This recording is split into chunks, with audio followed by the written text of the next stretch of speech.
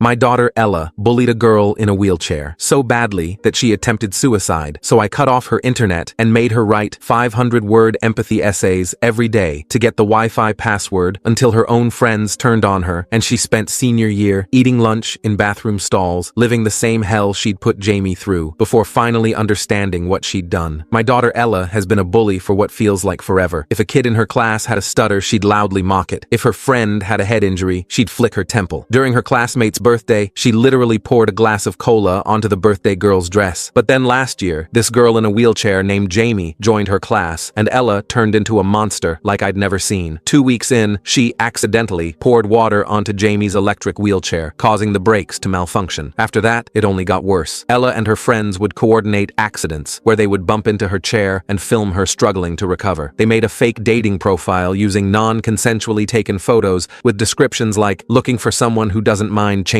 my diaper." Ella even created memes comparing her to vegetables and posted them to her year's privated IG gossip account. The worst was when Ella found her physical therapy videos that her mom had posted privately and reposted them with jokes about Jamie trying to be human. It was horrible, and I had no idea that any of this was happening until I got the call that changed everything. I was at work when the school rang my phone. I was told Jamie had attempted sewer slide. She was in the ICU fighting for her life. My heart broke for her. I asked if she was okay and why the principal was letting me know personally when it was the end of the school year, and that's when he dropped the bomb. They'd found hundreds of messages from multiple accounts, all linked to Ella's friend group. The worst one was sent that morning. "Even your wheelchair wants to get away from you. Do everyone a favor and KYS." I dropped my lunch onto the floor in shock, then excused myself and headed straight home. Didn't even tell my boss. When I got home, I found Ella on her bed scrolling through TikTok without a care in the world. I told her I knew about Jamie, but she barely looked up from her phone. I told her what Jamie had attempted because of her actions. This time, she looked up, but instead of showing an ounce of remorse, she told me with this dead stare, "It's not my fault she couldn't take a joke," then looked back down at her phone. I remember my world freezing. This was the monster I had raised. I remember forcefully grabbing her phone off her and locking myself in the bathroom. Ella started screaming and pounding the door, yelling at me to give the phone back and that she didn't do anything wrong, but I didn't listen. I combed her phone and found messages that made me physically sick. Even worse, I saw my 15-year-old self in those messages. I was the kid who ate lunch in bathroom stalls. I was the kid who tried to end it all junior year because the torment never stopped. Ella knew this, and she still went ahead and did it. That was the moment something cold and calculating replaced my parental instinct. My daughter had become the monster I'd spent decades trying to forget, and I was going to show her exactly what it felt like to be the victim. I came out of the bathroom to where she was almost crying with rage, but instead of giving her the phone back, I took every device, her iPad, her computer, everything. She screamed and cried and even tried to hit me, but I refused to let up. I gathered everything and went into the living room where I locked myself in, leaving her to scream at me from the outside. I canceled her mobile data immediately, then changed the Wi-Fi password. You see, Ella was chronically online, so no access to the internet was basically a death sentence. So when I saw Ella again, she tried to lunge at me, but I restrained her and told her the new rule. She wanted internet? She'd write a 500-word handwritten essay, a real apology letter to Jamie showing actual understanding of what she'd done, research about disabilities, empathy. Every single day I'd change the Wi-Fi password, and to get it, she'd need to write a new essay for that day's password. "You're insane," she screamed. "I need Wi-Fi for homework." "Then you better start writing," I said. She laughed and stormed off. She thought I'd cave, but by dinner when I hadn't, she started panicking. She came down with one sarcastic line, "Sorry you're so sensitive." She went to bed without internet. Day 2, she tried to hack the router. Day 3, she attempted to break into my room. The whole of week 1 was pure rage, screaming, throwing things. "I didn't do anything wrong. She's just weak." Week 2, she called her mom claiming abuse, but I had every legal right to control my home internet. Neither her mom nor law enforcement, who she actually called, could do anything. By week 3, Ella went silent. Without internet, she was forced to reflect on what she had done, and by day 30, she was cracking, because her entire social life had vanished. No Instagram, no TikTok, no group chats. She was living what she'd put Jamie through, complete isolation. Day 45 brought the first real essay. She'd researched what it meant to be disabled. It was honestly an amazing essay, and I kept promise on my word. I gave her the password. The next morning, she brought down another essay and got the password again. I remember day 75, she begged to visit Jamie in the hospital. I drove her there and waited in the lobby. I don't know what I expected, but she came back an hour later with red eyes and wouldn't speak, just stared out the window the whole ride home. Her first day back in school after summer was the day that truly changed everything. She was almost excited. She had prepared this whole speech to Jamie about how sorry she was and how she wanted to be her friend. I dropped her off and told her I'd see her later, but then she came home that afternoon white as a sheet. And when I asked her what was wrong, she wouldn't tell me. All I heard was that Jamie was back too, and she was ready to make make my daughter's life hell. I needed to understand what was happening. The next few days were tense. Elia barely spoke at meals, picking at her food while staring at nothing. She'd go straight to her room after school, emerging only for dinner and her daily essay. The essays themselves had changed. They weren't just about Jamie anymore. She wrote about isolation, about losing friends, about understanding what it felt like to be on the outside. On the fourth day after school started, I found her crying in her room. Not the angry tears from before, but something deeper. She showed me her phone, screenshots of group chats where her former friends were planning parties without her, messages calling her weird for apologizing to Jamie, photos from hangouts she wasn't invited to. "They're doing to me what we did to her," she whispered. I sat on her bed, watching my daughter finally understand the weight of her actions. She pulled up more messages. Her best friend had started a rumor that Ella had gone crazy over the summer. Another girl posted old photos of them with Ella's face scribbled out. The same tactics she'd used on Jamie were now aimed at her. "Jamie didn't do anything," Ella continued. "She just exists, and they're all turning on me because I tried to apologize." Over the next weeks, the situation escalated. Ella's locker was vandalized with permanent marker. Someone created a fake social media account using her photos, posting embarrassing content. During lunch, she sat alone while her former friends loudly discussed plans in her earshot. The very girl who had poured cola on someone's dress now found mysterious stains on her own clothes after gym class. I watched my daughter transform. She started helping younger students who were eating alone. She joined the library volunteer program, shelving books during lunch to avoid the cafeteria. Her essays evolved into genuine research about empathy, bullying psychology, and the long-term effects of social isolation. One evening, she came home with a bruise on her arm. Someone had accidentally shoved her into a locker, the same excuse she'd used when bumping Jamie's wheelchair. She didn't complain, just went to her room and wrote that day's essay about understanding physical vulnerability. The breaking point came during the school's fall festival. Ella had volunteered to help set up, trying to find new ways to belong. I dropped her off early that Saturday morning, watching her carry boxes of decorations inside. When I picked her up that afternoon, she was soaked and shivering. Her former friends had accidentally spilled multiple drinks on her throughout the day, the same coordinated accidents she'd orchestrated against Jamie. That night, she wrote the longest essay yet, 5 pages about accountability, about how apologizing doesn't erase harm, about living with the consequences of cruelty. She talked about seeing Jamie at school, how Jamie didn't seek revenge, but simply lived her life while Ella's world crumbled from the natural consequences of her own actions. "Jamie is stronger than I ever was," she wrote. "She survived what we did and came back. I'm falling apart after just 2 months." The isolation deepened. Group projects became nightmares as classmates refused to work with her. Teachers, aware of her history, watched her with suspicion. Even new students were warned away from her. She spent most lunches in empty classrooms, doing homework or reading. I found myself torn between protecting my daughter and letting her fully experience what she'd inflicted on others. When she came home crying after someone had spread rumors about her hygiene,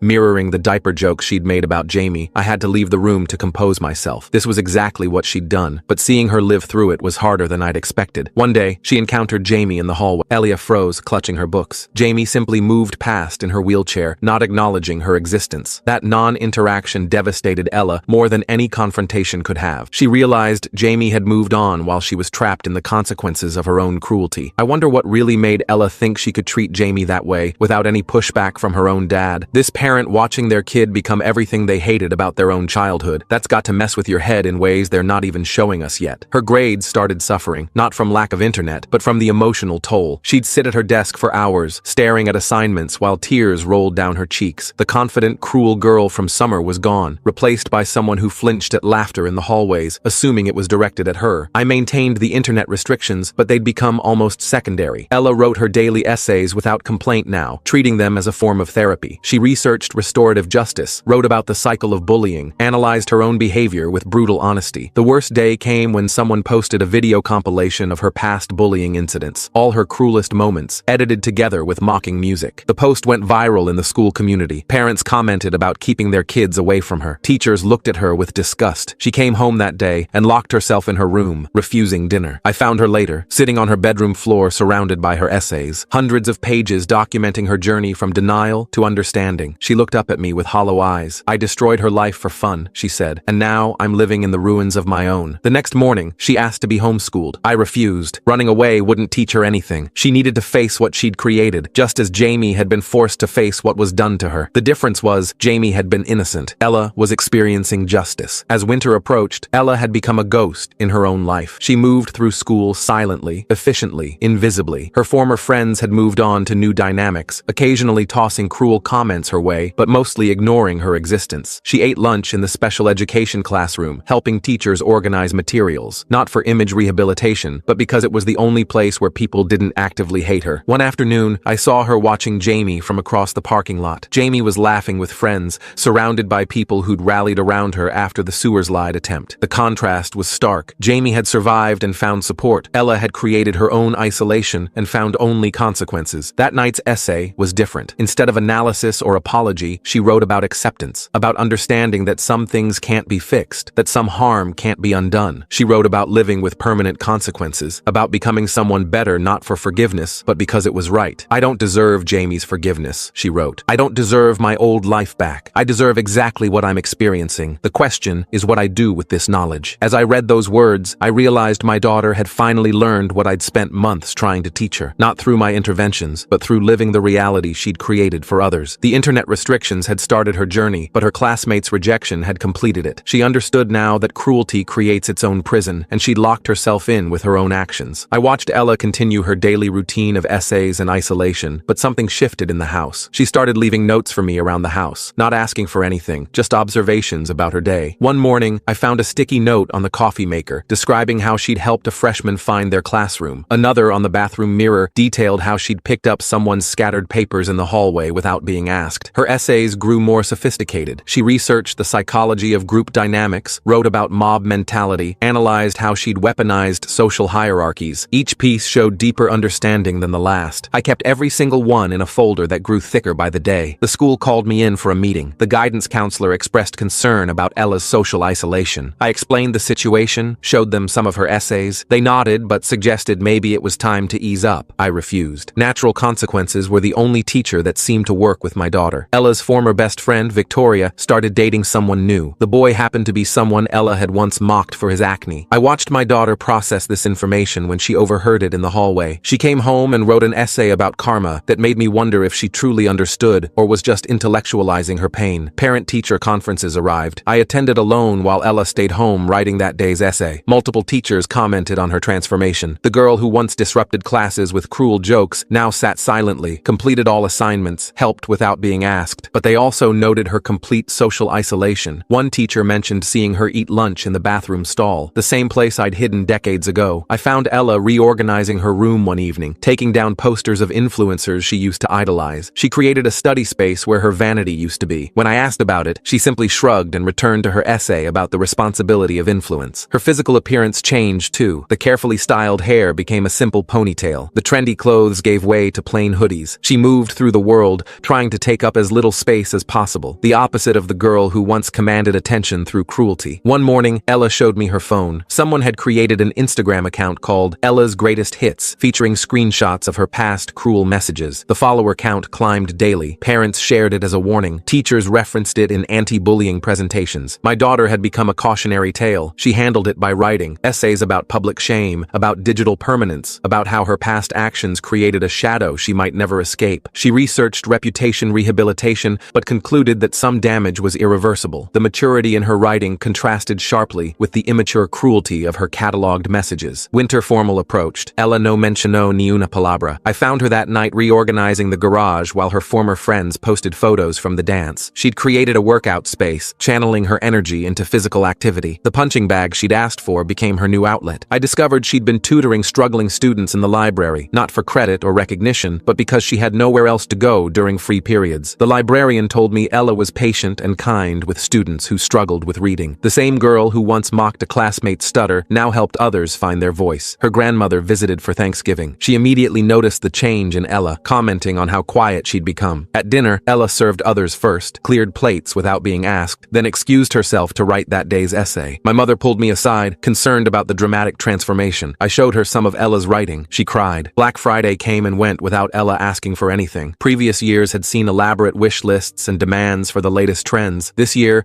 she spent the day volunteering at a food bank, something she'd arranged herself. She came home exhausted, but with the first genuine smile I'd seen in months. The school announced a winter talent show. In previous years, Ella and her friends would perform elaborate dance routines, using the platform to showcase their popularity. This year, she didn't even pick up a form. I found her that evening teaching herself sign language from YouTube videos, preparing to better communicate with a deaf student who'd recently enrolled. Her report card arrived showing straight A's. Teachers' comments praised her focus and dedication, but expressed concern about her social isolation. One wrote that Ella seemed to be punishing herself beyond what anyone else was doing to her. The observation hit close to home. I noticed Ella had started running early mornings before school. She'd leave while it was still dark, returning sweaty and centered. Running became her meditation, her way of preparing for another day of isolation. She mapped different routes to avoid passing the homes of former friends. One evening, she asked permission to repaint her room. The bright pink walls became a calm gray. She removed all mirrors except one small one for basic grooming. The room transformed from a shrine to vanity into a space for reflection and growth. I helped her paint, working in comfortable silence. Her essays began exploring the concept of redemption. She questioned whether people could truly change, whether actions could ever be fully atoned for. She interviewed me about my own experiences with bullying, taking notes as I shared stories I'd never told anyone. That night's essay was about intergenerational trauma and the cycle of hurt. The holiday season highlighted her isolation. Former friends posted photos from parties and gatherings. Ella spent those evenings crafting handmade gifts for family members, skills she taught herself from library books. The girl who once valued only designer brands now found joy in creating something with her own hands. She started a journal separate from her required essays. I didn't read it, respecting her privacy, but I noticed her writing in it during moments of particular difficulty. The journal became her confidant when human connection wasn't available. School resumed after winter break with new dynamics. Some of Ella's former friends had fallen out with each other, creating splinter groups. She watched these developments from the periphery, writing essays about how quickly alliances shifted when built on cruelty rather than genuine connection. A new student named Danielle joined Ella's grade. Unaware of the social dynamics, she initially tried to befriend my daughter. Danielle trying to befriend Ella without knowing the history. That's a fascinating social experiment happening right in front of us. Makes me wonder if Ella sees this as a chance for something real, or if she's too deep in her self-imposed exile to even recognize the opportunity sitting right there. I watched Ella gently discourage the connection, protecting the new girl from social contamination. That night's essay explored the ethics of self-imposed isolation to protect others. Ella's locker partner requested a change, leaving her with a locker in the most isolated corner of the school. She accepted it without complaint, using the long walks between classes as thinking time. Teachers noticed she was always the first to arrive and last to leave, maximizing her time away from social spaces. Valentine's Day proved particularly cruel. Someone left a fake Valentine in her locker with a message mocking her isolation. Ella photographed it and used it as inspiration for an essay about how holidays weaponize social connection. She spent that evening making Valentines for elderly residents at a local nursing home. The school counselor called me again. They'd noticed Ella helping a student having a panic attack, calmly guiding them through breathing exercises. When asked how she knew what to do, Ella had simply said she'd researched anxiety management techniques. The counselor suggested Ella might benefit from peer support training. I encouraged her to apply. She didn't get accepted. The program required peer recommendations, and Ella couldn't find anyone willing to vouch for her. She took the rejection quietly, channeling her disappointment into an essay about institutional barriers to redemption. The maturity of her analysis belied her young age. Spring arrived with new challenges. Group projects for final grades meant forced interaction with classmates who'd rather fail than work with her. I watched Ella complete entire projects alone, never complaining when others took credit for her work. Teachers noticed but felt powerless to intervene in the social dynamics. Her running distances increased. What started as short morning jogs became long runs that pushed her physical limits. She mapped routes through neighborhoods where she wouldn't encounter anyone from school. Running became her way of literally moving through the pain. I found her one night researching homeschooling programs again, not asking, just researching. The browser history showed hours of exploring online education options. When I asked about it, she closed the laptop and said she was just curious. That night's essay was about the difference between running away and strategic retreat. Prom season began its build-up. The elaborate proposals and dress shopping that dominated social media felt like salt in Ella's wounds. She spent those weeks volunteering at the animal shelter, finding comfort in creatures who didn't judge her past. The shelter director called to praise her dedication and gentle handling of traumatized animals. A former friend's mother confronted me at the grocery store. She accused me of being too harsh, said the punishment had gone too far. I asked if she'd spoken up when her daughter participated in pushing Jamie to attempt sewer slide. Her silence was answer enough. That evening, Ella's essay explored complicity and the convenience of late-arriving conscience. The school announced Jamie had won a prestigious award for an essay about resilience. The announcement included a brief mention of overcoming bullying. Ella heard the news during morning announcements and spent the rest of the day in visible distress. That night, she wrote her longest essay yet about the permanence of harm and the inadequacy of apology. Spring sports season saw Ella join the track team, not for social connection, but for the solitary nature of running. She trained alone, competed without teammates cheering, celebrated personal records in silence. The coach noted her dedication, but also her complete isolation isolation from team dynamics. I discovered Ella had been leaving positive anonymous notes in random lockers, small encouragements and compliments, trying to add kindness to the world without seeking recognition. A janitor mentioned seeing her slip notes through vents early mornings. The girl who once spread cruelty now scattered kindness like seeds. Her 18th birthday approached with no mention of parties or celebrations. Previous years had involved elaborate plans and extensive guest lists. This year, she asked only for a donation to the disability advocacy group Jamie had mentioned in her award speech. I made the donation in Ella's name and watched her cry over the receipt. Final exams brought new stress. Group study sessions happened without her. Review parties excluded her. She prepared alone, using the isolation as motivation to excel. Teachers offered extra help, recognizing her effort if not addressing her social situation. She thanked them, but rarely accepted, not wanting to burden anyone. The last week of school arrived with traditional senior activities. Elia participated in none of them. Senior skip day found her at school, alone in empty classrooms. Senior prank day passed without her involvement. She watched from windows as her former friends celebrated milestones she'd never share. Graduation preparations began. Cap and gown fittings happened during lunch to avoid crowds. She decorated her cap with a simple message: growth. No glitter or elaborate designs like her peers. The minimalism reflected her transformed priorities. I found her looking at colleges far from home, not prestigious schools she once dreamed of, but small programs where she could start fresh. Her essays had shifted to exploring the possibility of reinvention, of whether geographic distance could provide the clean slate time couldn't. The final week brought unexpected cruelty. Someone spray-painted bully on our driveway. Ella cleaned it herself before school, leaving earlier than usual to ensure I wouldn't see. But I watched from the window as she scrubbed concrete in the dawn light, accepting this too as consequence. Her final essay before graduation was a letter to her future self. She wrote about the person she hoped to become, the amends she hoped to make, the life she wanted to build on the ruins of who she'd been. She acknowledged she might never escape her past, but committed to ensuring her future looked nothing like it. Graduation day arrived with complicated emotions. Ella sat alone in the sea of caps and gowns, her former friends clustered together for photos. When her name was called, the auditorium fell silent. No cheers or applause beyond my own. She walked across the stage with dignity, accepting her diploma from a principal who'd once called her a monster. After the ceremony, families gathered for celebrations. Ella stood apart, diploma in hand, watching others embrace and laugh. Jamie rolled past with her family, crown of flowers in her hair, surrounded by love and support. The contrast was stark and deserved. Elia didn't approach or try to make contact. She simply watched Jamie receive the celebration she deserved. We drove home in silence. Ella held her diploma, but didn't look at it. The weight of the moment, the finality of her high school experience, settled between us. She'd survived, but at a cost that would follow her for years. The girl who'd entered high school as a social queen left as a pariah. That evening, she wrote one final essay without prompting. Not for Wi-Fi access, but for herself. She wrote about accountability, about living with consequences, about the hope that someday she might do enough good to balance the scales. She wrote about Jamie's strength and her own weakness. She wrote about the justice in her suffering and the injustice of Jamie's. As I read her words, I realized the transformation was complete, but the journey far from over. Elia understood now what cruelty cost, but understanding and healing were different things. She'd learned empathy through isolation, compassion through consequence. The question remained whether she could build a life worthy of the lessons learned through such devastating education. The summer stretched ahead with uncertainty. College applications waited. New beginnings